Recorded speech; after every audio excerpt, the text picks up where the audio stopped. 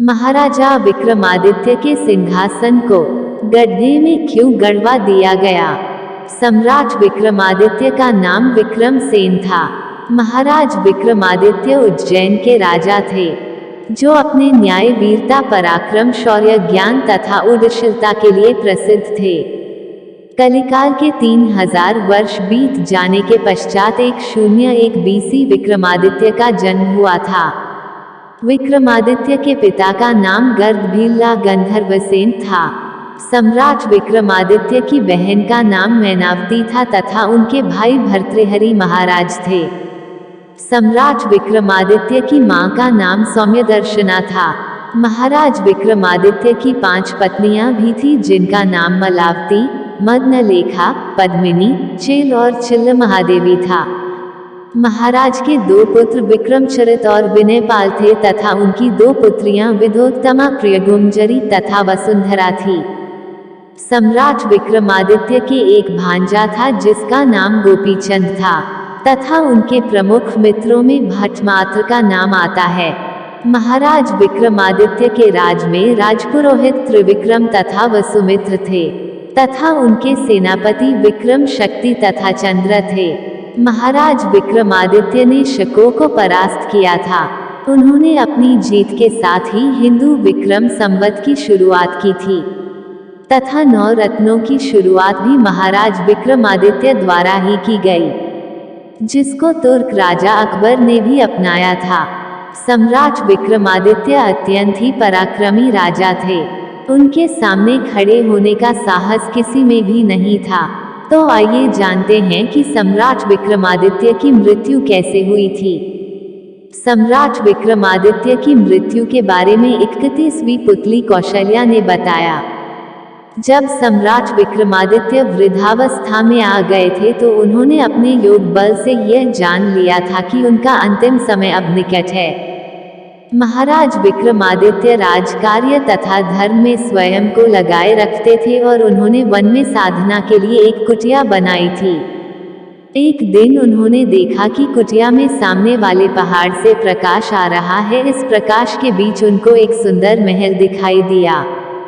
महाराज को भवन देखने की जिज्ञासा हुई और उन्होंने मां काली द्वारा प्रदत्त 2 बेतालों का स्मरण किया।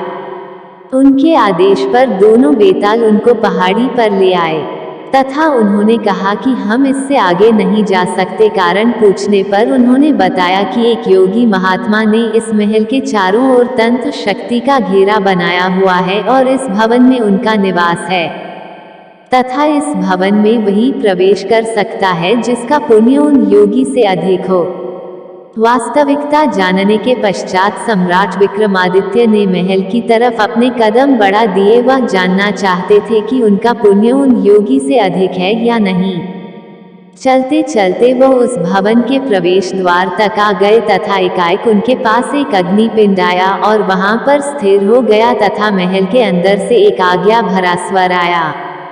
उसके बाद वह अग्निपिंड चलता हुआ महल के पीछे चला गया तथा दरवाजा साफ हो गया। जब वह अंदर गए तो वही आवाज उनसे उनका परिचय पूछने लगी तथा उन्होंने कहा कि वह सब कुछ साफ साफ बताएं, वरना वे अपने श्राप से आने वाले को भस्म कर देंगे। महाराज विक्रमादित्य तब तक एक कक्ष में पहुंच चुके थे।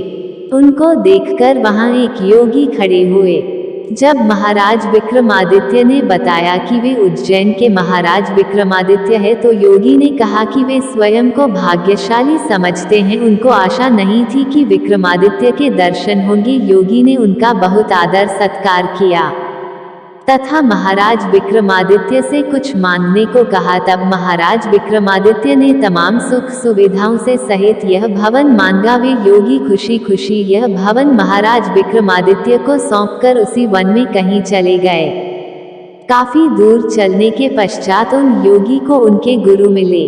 जब उनके गुरु ने उनसे इस तरह वन में भटकने का कारण पूछा तो उन्होंने कहा कि वे उस भवन को महाराज विक्रमादित्य को भेंट कर चुके हैं। यह सुनकर उनके गुरु को हंसी आ गई। उन्होंने कहा कि इस पृथ्वी के सबसे दानवीर व्यक्ति को वह क्या दान करेंगे। उन्होंने योगी से कहा कि वह ब्राह्मण रूप में जाकर विक्रमादित्य से उस भवन को मांग ले। तब योगी ने ब्राह्मण का वेश बनाकर विक्रमादित्य के पास उस कुटिया में गए तथा रहने के लिए आश्रय प्रदान करने की मांग की। तब महाराज विक्रमादित्य ने कहा कि वे अपनी इच्छा अनुसार रहने की जगह मांग सकते हैं। तब उन्होंने उस महल को मांगा तो महाराज विक्रमादित्य मुस्कुरा उठे। उन्होंने कहा कि उन्होंने उस महल जो का तो वहीं छोड़कर आ गए थे, मैं तो बस उनकी परीक्षा लेना चाहते थे। 31वीं पुतली ने बताया कि महाराज विक्रमादित्य देवताओं के समान गुणों वाले थे, लेकिन उन्होंने मृत्यु लोक में जन्म लिया था तो वह मानव थे, इसलिए उन्होंने एक दिन अपनी देह त्याग कर दिया। उनकी मृत्यु के पश्चात प्रजा में हाहाकार मच गया, चारों ओर विलाप होने लगा। जब उनकी चिता सजाई गई तो देवताओं ने उनकी चिता पर पुष्प वर्षा की। महाराज विक्रमादित्य के पश्चात उनके बड़े पुत्र को राजगद्दी दी गई, लेकिन वो उस सिंहासन पर बैठ नहीं सका। उसको समझ नहीं आया कि वह क्यों इस सिंहासन पर नहीं बैठ पा रहा है। फिर एक दिन स्वयं महाराज विक्रमादित्य उसके सपने में आए और कहा कि तुम इस सिंहासन पर तभी बैठ सकोगे जब तुम देवत्व को प्राप्त कर लोगे, और जब तुम अपने पुण्य तथा यश से इस सिंहासन पर बैठने लायक हो जाओगे तो मैं स्वयं तुम्हारे सपने में आकर तुम्हें बता दूंगा। लेकिन महाराज विक्रमादित्य उनके सपने में नहीं आए। तब उज्जैन के विद्वानों ने महाराज विक्रमादित्य की मौत के पश्चात उनके बराबर का योग्य के राजा न होने के कारण इसे दफनाने का फैसला लिया। महाराज विक्रमादित्य ने सपने में आकर फिर कहा कि कालांतर में अगर कोई सर्वगुण संपन्न राजा होगा तो यह सिंहासन स्वयं ही उसके अधीन हो जाएगा। उनके पुत्र ने महाराज विक्रमादित्य की आज्ञा के अनुसार मजदूरों को बुलाकर सिंहासन को जमीन में गड़वा दिया तथा स्वयं अम्बावती में राज करने लगे। विक्रमादित्य ने इस नश्वर संसार को त्याग दिया, लेकिन आज भी भगवान राम के बाद अगर कोई सम्राट भारतीय जनमानस के हृदय पर राज करता है तो वो विक्रमादित्य ही हैं।